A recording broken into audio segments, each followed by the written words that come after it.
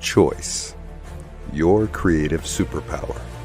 We have the power to manifest as we dedicate attention to our thoughts, but often miss opportunity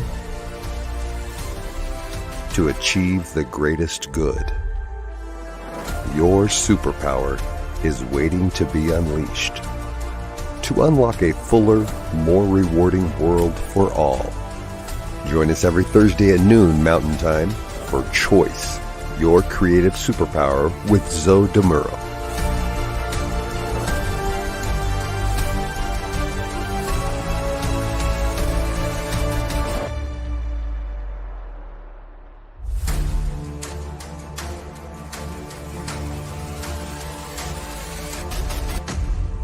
And now, here's Zoe.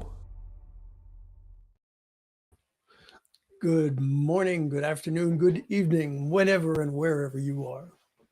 Welcome to the New Thought Media Network. My name is Zoe Muro, and I'm delighted and honored to be your host for Choice, your creative superpower, coming to you from Oakland, California, each Thursday at 11 a.m. Pacific Time, 12 noon Mountain Time. What do we do here? Well, we explore how you can wield your superpower for the greatest good as you co-create your life experience. If you're coming back, it's good to have you here again. And if this is your first time, welcome to the show.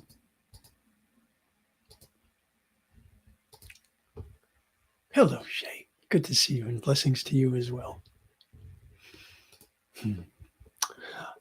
Folks, I am a religious science practitioner and excuse me, and a transformational coach. It is my ministry as a practitioner and my mission as a coach to help people live their lives to the fullest. So today, in episode 42, we'll be exploring the relationship between choice and peace.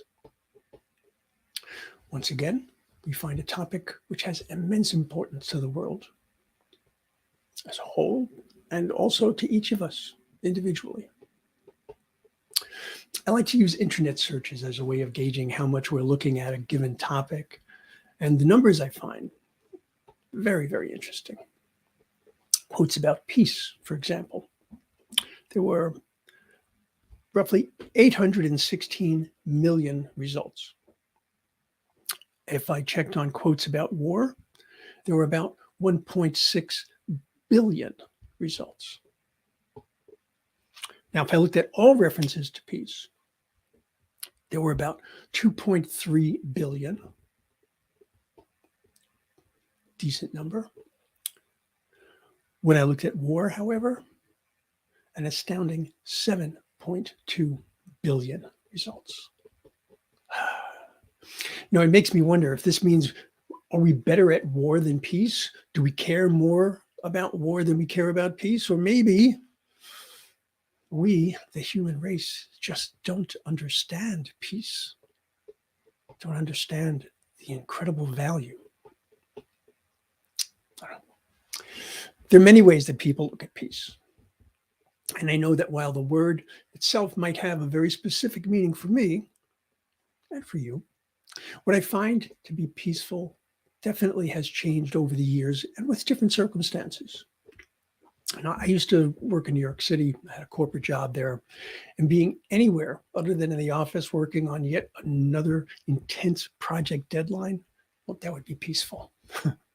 I could be in the middle of Times Square and feel absolutely peaceful because I was doing something I enjoyed, setting my own parameters and my own meaning for that enjoyment and my own meaning for peace.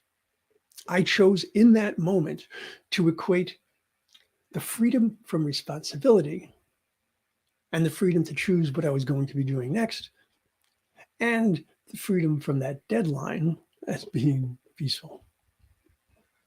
Today, after having lived here in California for over 32 years, Times Square would be absolute bedlam to me. I was looking at different words that we use when we talk about peace. I'm going to list these in alphabetic order. calm, harmony, order, quiet, serenity, stability, tranquility. All of these words have interesting connotations that speak to one's perspective, one's beliefs, one's values, as well as one's needs, one's wants, experiences, circumstances, and conditions. For example, you've likely heard some variation of this quote: "Peace is not the absence of war." I found many different versions of that, but I found one version from a 1957 speech by Martin Luther King that I really, I really feel resonated with me. Let's find this here. Okay, this is what he said. "I come not to bring this old peace, which is merely the absence of tension. I come to bring a positive peace, which is the presence of justice and the kingdom of God. Peace is not merely the absence of something, but it's the presence of something." That really spoke to me.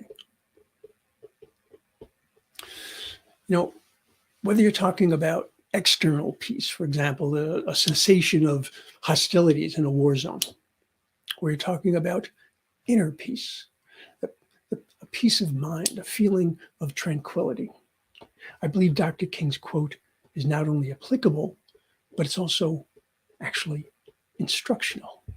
Because it's not about what you take from the moment, it's what you bring to the moment, your ability to be in the moment. Outer peace might not necessarily be something we always get to choose. Probably far from it. But inner peace most certainly is.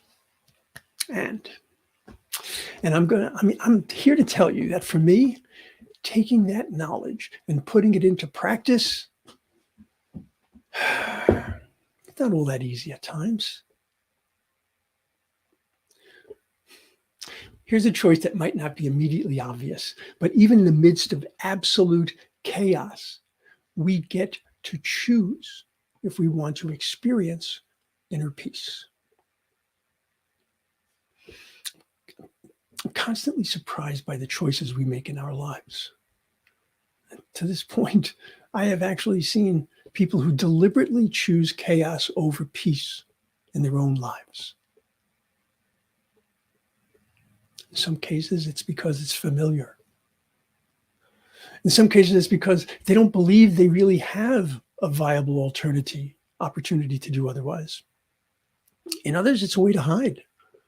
They hide from the clarity that would expose those things about themselves, their circumstances that they could address, but instead turn away from them and they bury themselves in the chaos. And I am not being judgmental. I am relating personal experience and what I have seen. And then we have those who choose chaos over peace as a type of ideology. In 2021, a research paper that analyzed different types of chaos seekers and their motivations was published under the title, "Some People Just Want to Watch the World Burn." The data showed that about 5% of the US population, known as high chaos types, scored high on the need for chaos. Might sound familiar. And folks, for what it's worth, the researchers found people like that on both the right and the left. But war and chaos, these are extreme opposites of peace. And I want to consider some smaller scale examples, so to speak. Not that they're any less important for our well-being and life satisfaction, but they're certainly not as global. Here's a little exercise I'd like you to try. It's something I've been playing with. I'm not going to do this interactively in the interest of time, but hopefully you'll try this on your own. And remember, you can always play this back if you're interested in this part. So first, I want you to just take a quick moment. This part we can do together.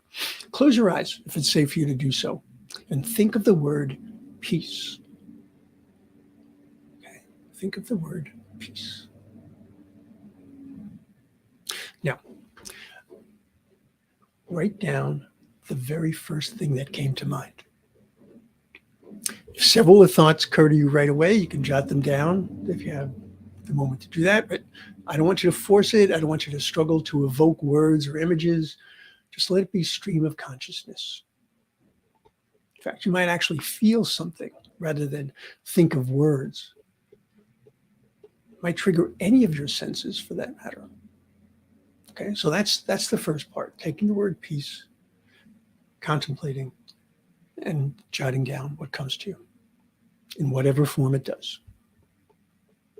So just allow whatever comes forward to come forward. Then the next part of this would be for you to do the same with the words that we noted before as being synonymous with peace, which were calm, harmony, order, quiet, serenity, stability, and tranquility. Okay. What you envision or feel as you contemplate each of these words can give you real insight into your relationship with peace, and hopefully a better handle on how to make choices that engender that feeling, as well as how choosing peace affects your life experience. The more we understand peace, the more we can connect with it, the more that we can bring it out into the world. Now, as I said, I've been playing around with this, and for myself, here's an example of what came from one of my meditations and contemplations on peace. When I focused on the word peace itself, I felt warmth. And I actually saw like a vivid blue light that emanated from me and surrounded me. And I felt grounded, truly held by the earth beneath me. On the other hand, when I focused on the word harmony, it actually started with a musical tone that kind of built and was added to, understandably, by harmonious tones. This time, however, in addition to what I heard, I felt a more active energy within my body. I felt like I was literally in motion rather than just sitting still. And I smiled. I could feel it. It was like this huge smile. Now, the way I interpret these reactions, and they're my reactions, so I get to interpret them. The way I interpret them is, I think at this particular time, I felt more at ease, more tranquil when I was centered and solitary, allowing me to inhabit the moment completely. While I felt more energized and vital when I was collaborating, being part of a community, relating and engaged. The difference for me between those two words. You've heard of introverts and extroverts, I'd imagine. You're familiar with the term ambivert. That's me. I have and need a balance of both introvert and extrovert qualities and experiences. So knowing this about myself, I make choices that allow me to engage in whichever aspect of my personality I choose to honor. Because my peace is very definitely very definitely tied to those different aspects. Which also means when I find myself in one or the other, I have to consider how I choose to respond. Oh, now I've got the 80s song by The Clash playing in my head. Should I stay or should I go? All right, let's get back to the topic here. I keep going off on these tangents with music. Understanding. Excuse me. Understanding what brings you peace. And then doing what you can to bring about that state. That is a choice we all get to make each and every day. I repeat that. It's a choice we get to make each and every day. Now, that might sound a bit far-fetched when you think of all the difficult, even the tragic times that we face in our lives. But the truth is, that peace lives within us. It is literally part of our makeup. And at its purest form, it cannot be subjugated by external conditions or circumstances. But, yeah, there's an important but here. But being able to tune out the circumstance and tune into inner peace is definitely not ignoring the circumstance or condition, denying that it exists, or that it has absolutely no import in your life. That's what we call a spiritual bypass. And frankly, it's a terrible idea. In fact, I like to call it a spiritual overpass because it's as if we can rise above the condition or circumstance and simply pass over it. Like, hey, it's still there. No, the way this actually can work, the way to inner peace is not by negating, not by ignoring, but by affirming, addressing, engaging, opening to our divine truth, that we are more than our circumstances or our conditions. We are made of stronger stuff than that. You're made of love.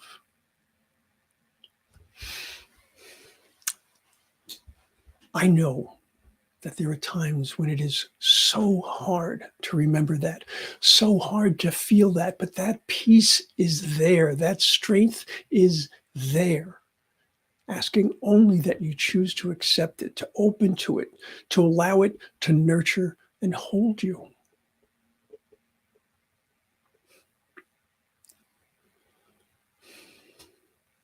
I look at my own life. I have walked up to death's door and knocked on it a number of times, thinking all I had to do was throw that door open and all would be fine. But if I had, I think of the legacy I would have left behind. I think of all the people I never would have had the opportunity to know, to love, to be known by and be loved by. The people I have been blessed to help, to pray with, to bring a chance for a greater expression of life. Folks, you never will know how many lives you've brightened, how many hearts you've touched, how much goodness you have brought to this world. We know the missteps, the angry words, the foolish actions, but that's just one side of the ledger. I know for a fact that a number of you who are watching this have brought joy and sweetness and, yes, peace to my life because you chose to do so.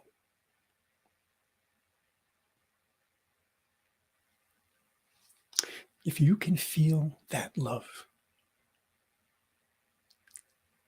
you can feel the genuine expression of gratitude in my words. You have peace within you because you have love within you. That is truth. That is eternal.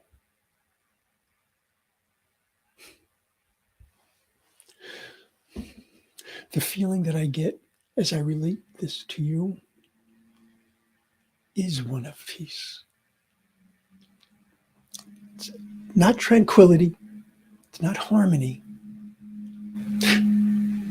but it's order and stability.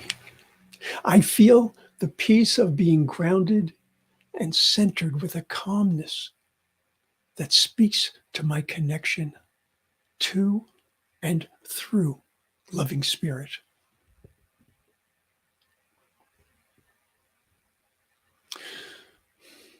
Bringing a greater sense of peace into your life will be different from time to time, situation to situation, circumstance to circumstance. I allow myself to feel whatever it is that's going on within me, more so than what's going on around or outside me. I may not have control over the exterior, but the interior is mine to do with as I choose. Understanding what is inhibiting the feeling of peace. Recognizing that I have a choice as to how I will act or react gives me a sense of what I need to focus on so that I can realign with the peace that is always within. It's very often gratitude. Other times, it's simply being focused on being present to this moment, not reliving, not projecting. It's a big one. And at other times, it's simply about being open and receptive, allowing for greater possibilities. These are all choices that have the power to return my consciousness to its greater self, not fragmented, doubtful, not restricted, but whole, perfect, and complete.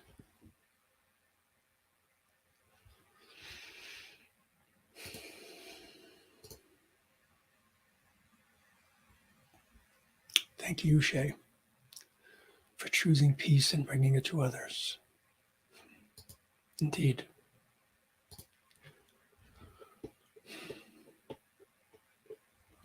Today, I'm reminded of Greg Braden's book. It's a wonderful book, little book called Secrets of the Lost Mode of Prayer. And I hope that you'll bear in mind that a prayer for peace is nowhere near as powerful as a prayer from peace. What I mean is allowing yourself to find that inner sense of peace you might have temporarily forgotten is within you, and bringing that energy to the forefront, allowing that energy to flow in, through, and as you out into the greater consciousness. That is the power of prayer, and that will most certainly contribute to a world of peace.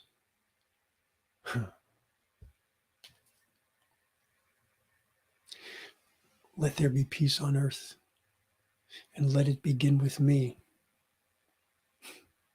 I used to think that that was selfish, but now I understand that we can't engender peace in the outside world if we're looking at chaos within.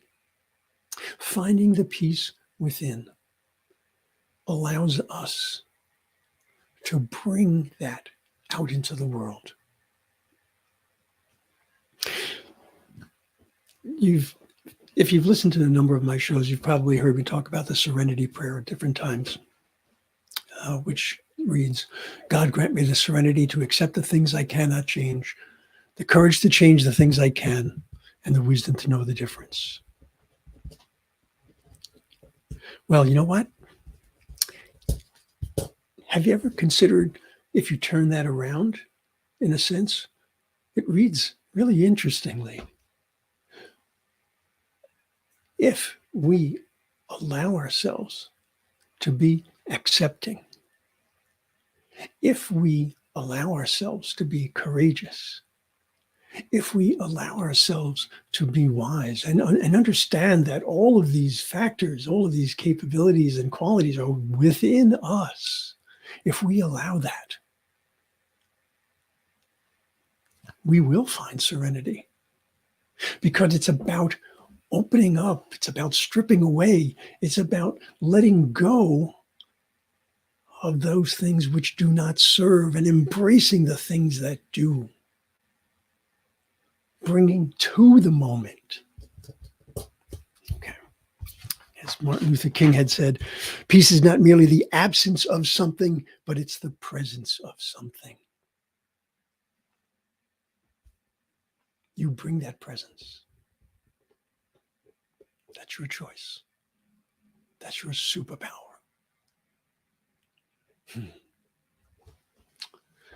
Well, that about wraps it up for today, folks.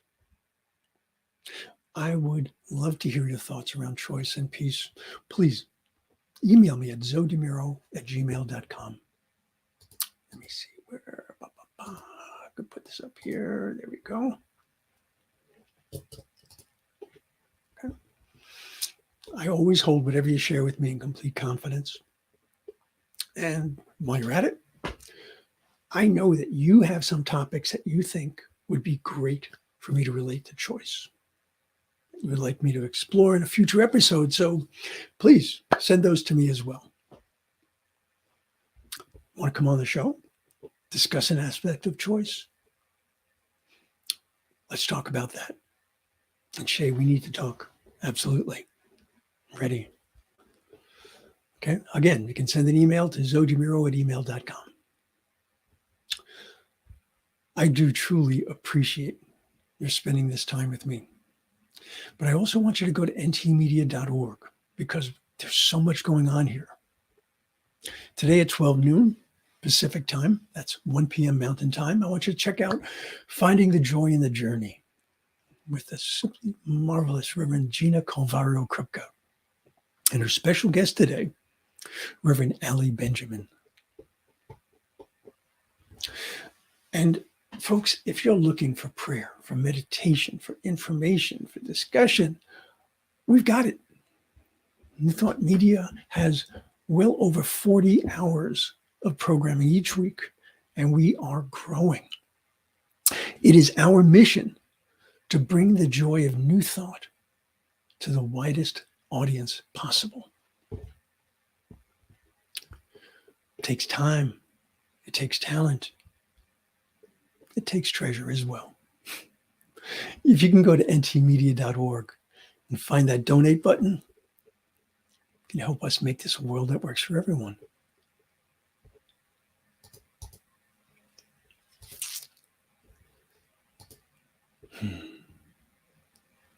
All right. Glad to hear it, Shay. So, let's see. Where am I? Oh, yeah. I'm at the end. I wanted to make sure I didn't leave anything out today, folks. So I do indeed look forward to seeing you again next week. And until we meet again, by all means, remember, you have choices. You have so many more choices than you might imagine. And they're here for you to create your greatest life experience. And in so doing, you enhance the life experience of all around you. It's a magnificent gift, isn't it? Peace. Namaste. Choice, your creative superpower. We have the power to manifest as we dedicate attention to our thoughts, but often miss opportunity to achieve the greatest good. Your superpower is waiting to be unleashed to unlock a fuller, more rewarding world for all. Join us every Thursday at noon Mountain Time for choice, your creative superpower with Zoe DeMuro.